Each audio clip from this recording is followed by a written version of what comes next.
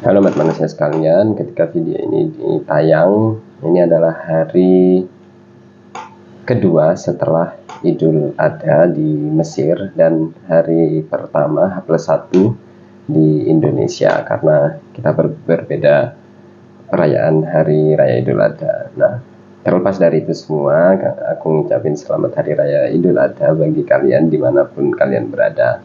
Nah, di hari setelah Idul Adha, tepatnya 3 hari setelah Idul Adha, itu kita sebagai umat muslim itu sangat tidak diperbolehkan untuk berpuasa. Artinya apa? Artinya kita harus makan, kita harus minum dan menikmati hidangan-hidangan Idul Adha ini. Nah, kenapa ini bisa seperti itu ya?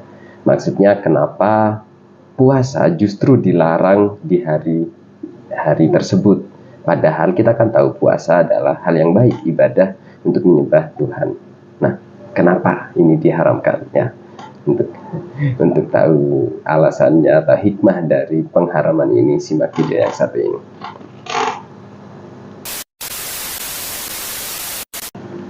Oke, kenapa kita tidak diperbolehkan untuk berpuasa? Nah, dan tingkat ketidakbolehannya ini bukan hanya tidak boleh atau makruh, tapi dia ke haram selama 3 hari setelah Idul Adha. Wah, gitu kan? Tentu pertanyaannya kenapa? Padahal kan ini hal kebaikan.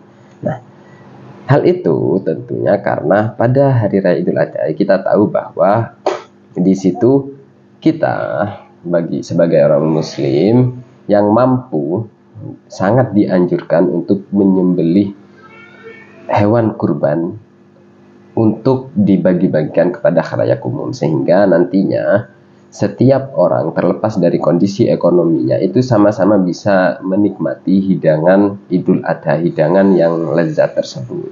Nah, kalau memang seperti itu, sehingga kita diwajibkan untuk tidak berpuasa, diharamkan, lebih tepatnya dilarang, supaya kita bisa menikmati hidangan-hidangan tersebut, hidangan-hidangan party Idul Adha tersebut. Nah, artinya kita memang sangat dianjurkan untuk berpesta dengan cara yang benar, ya, dengan cara yang baik ya. Pesta yang dimaksud adalah berbagi kebaikan seperti ini, sehingga sampai saking pentingnya momen ini kita itu sangat tidak diperbolehkan dan diharapkan untuk berpuasa selama 3 hari setelah Idul Adha, supaya semuanya bisa menikmati hidangan Idul Adha dan juga saling berbagi kesenangan. Nah, itu. Nah, mungkin aku akan nyambungin dalam hadis. Jadi ada satu hadis riwayat Anas bin Malik. Jadi dia meriwayatkan bahwa ada 3 orang datang kepada istri Rasulullah, kemudian bertanya tentang bagaimana sih ibadah Rasulullah itu. Nah, dan setelah dijawab oleh istri Rasulullah itu, mereka seolah-olah meremehkan. Oh, ternyata ibadahnya segitu aja. Nah, ini seolah-olah ya, segitu aja. Kemudian mereka bertanya, terus status kita di hadapan Rasulullah itu seperti apa?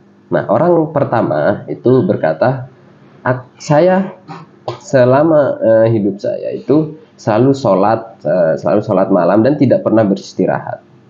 Nah, kemudian yang pemuda kedua atau orang kedua itu bilang bahwa saya selalu berpuasa dan tidak pernah bolong puasanya. Dan orang ketiga itu bilang saya menyendiri atau mengasingkan diri dari berikhtilat atau berinteraksi dengan perempuan, dan saya juga tidak menikah sama sekali. Nah, itu kan mereka berkata seperti itu dan bertanya bagaimana sih? Nah, setelah mendengar hal tersebut, Rasulullah datang dan menegur 3 sahabat ini, 3 orang ini. Gimana tegurannya? Seperti ini. Wahai orang-orang 3 ini, ya kurang lebih seperti ini ya. Aku itu Rasulullah dan aku adalah orang yang paling bertakwa di antara kalian. Tapi aku pun juga ya sholat, tapi juga beristirahat. Aku juga berpuasa, tapi juga ya kadang tidak berpuasa juga. Dan aku juga menikah. Nah, dan di epicnya, di closing statementnya, Rasulullah itu faman raghiba an sunnati falaisa minni. Jadi artinya barang siapa yang tidak menyukai sunnahku, maka dia bukan dari golonganku. Maksudnya apa? Rasulullah itu ya memang berpuasa, memang sholat, beribadah, tapi Rasulullah juga tidak berlebihan dalam beribadah. Masih ya seperti tadi, 3 contoh ini ya, Rasulullah sholat, tapi juga ada kala di mana Rasulullah beristirahat.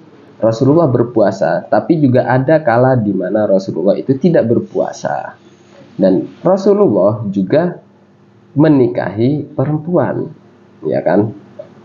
Sehingga ini semua maksudnya adalah sunnah Rasul. Nah, barang siapa yang tidak suka dengan sunnah ini, sunnah yang menyeimbangkan antara ibadah dan kehidupan kita sebagai manusia normal, maka bukan golongan kita, bukan golongan Rasulullah maksudnya. Nah, sehingga kalau kita sambungkan ke hadis ini, otomatis pengharaman puasa di Idul Adha ini bisa kita kaitkan juga tentang terkait ketidakbolehan beribadah secara berlebihan, ya kan? Karena ya itu tadi, bahkan nantinya itu akan menghilangkan sisi kemanusiaan yang ada dalam diri kita. Padahal ya kita manusia tidak bisa terlepas dari ya sifat-sifat kemanusiaan. Nah, sehingga nantinya ini akan imbang antara kita beribadah kepada Tuhan dan juga kita bermuamalah atau berinteraksi dengan sesama manusia. Nah, jadi kalau pengharaman puasa selama Idul Adha itu bisa kita bilang sebagai representasi dari kemudahan juga dalam beragama, dan tidak diperbolehkan juga kita berlebihan dalam beribadah. Nah, jadi seperti itu jawaban kenapa kita diharamkan untuk berpuasa di 3 hari setelah Idul Adha. Padahal itu puasa ya notabene adalah hal yang baik, adalah suatu ibadah. Tapi konteksnya adalah jangan berlebihan dalam beribadah. Sekali-kali kita memang harus berpesta dengan makna yang positif. Oke, bagaimana menurut kalian? Ya, sekian video kali ini. Dan terima kasih and thank you for watching and see ya.